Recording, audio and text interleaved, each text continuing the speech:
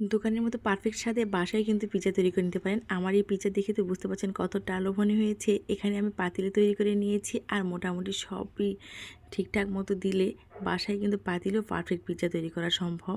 আর এটা খেতে কিন্তু ভীষণ মজার। পরিমাণ মতো দুধে দিয়ে দিয়েছি ইস্ট, আর ইস্ট এভাবে দিয়ে আধা ঘন্টা ঢেকে রেখে দিচ্ছি অ্যাক্টিভ হওয়ার জন্য। তার দুধটা অ্যাক্টিভ হয়ে নিক, এই ফাঁকে আমি কাটাকাটি যে কাজটা আছে সেটা সেরে নিচ্ছি। এখানে মাংসগুলো স্লাইস করে নিচ্ছি একদম যেভাবে পিৎজাতে দেয়।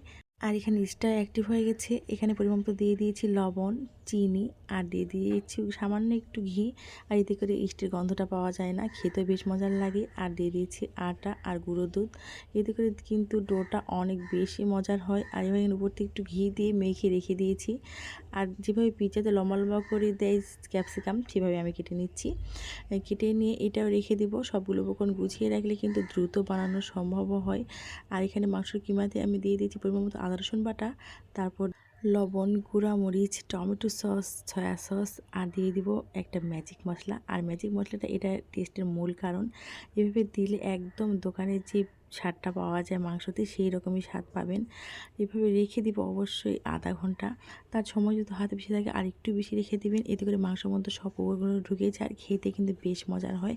যেহেতু বেশি কড়াকড়িটা ভাজা যাবে না, মোটামুটি যেন সিদ্ধ হয়ে আসে সেভাবে একটু নেড়ে চেড়ে নিয়ে উপরটা একটু হালকা ভেজে উঠিয়ে নেব। সবগুলো উপকরণ আমি কেটে রেখে দিয়েছি, ফালি করে পেঁয়াজ রেখেছি, সসেস রেখেছি। আর যে রোটা আমি রেখে দিয়েছিলাম সেটা পাতলা না মোটাও না, মোটামুটি মিডিয়াম সাইজের একটা রুটি তৈরি করে নিয়ে কাঁটা চামচ দিয়ে এভাবে ফুটো করে নিয়েছি। এখানে আমি শুধু টমেটো সসটাই ইউজ করেছি, টমেটো সসটাই আমার কাছে বেশি ভালো লাগে। তারপর যে চিকেনগুলো রেখেছিলাম ভেজে সেগুলো দিয়ে দিয়েছি, সসেসগুলো হালকা ভেজে নিয়েছি, এতে করে খেতে কিন্তু মজা লাগে। দিয়ে দিয়েছি ক্যাপসিকামগুলো একটু গুছিয়ে সাজিয়ে নিচ্ছি। পিৎজার আসল টেস্ট মজারেলা চিজ। এখানে কিন্তু কোনো কিপটামি করা যাবে না, মনের মাধুরী মিশিয়ে যতটা সম্ভব এখানে মজারেলা চিজ দিয়ে দিবেন। আর এভাবে দিলে কিন্তু বেশ মজার হয়। উপর থেকে আবার একটু সসেস, চিকেন আর দিয়ে দিচ্ছি আবারও চিজ। আর এভাবে সাজিয়ে গুছিয়ে দিলে কিন্তু আরও অনেক বেশি টেস্টি হয়। আর উপর থেকে এভাবে একটু টমেটো সস দিয়ে তারপরে একটু অরিগানো লিভস একটু ছড়িয়ে দিব, এতে করে টেস্ট একদম হুবহু দোকানের মতোই লাগে। আর গরম পাতিলে এইভাবে আমি বেক করব, সেই জন্য আগে থেকে প্রিহিট করে নিয়েছি গরম পাতিল। তারপর দিয়ে দিয়েছিলাম এইটি, মোটামুটি 15 মিনিটের মধ্যে আমার রেডি হয়ে গেছে পিৎজা। আর গরম গরম পিৎজা যে কতটা মজার আর কতটা লোভনীয় হয়েছে দেখতে, দেখে তো বুঝতে পারছেন। খেতে মাশাআল্লাহ অনেক অনেক বেশি মজা হয়েছিল।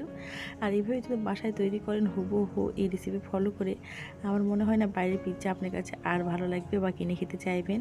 এইভাবে বাসায় তৈরি করে নেবেন আর স্বাস্থ্যসম্মতভাবে বাচ্চাদেরকেও খাবেন, নিজেরাও খাবেন, অনেক বেশি মজার হয়।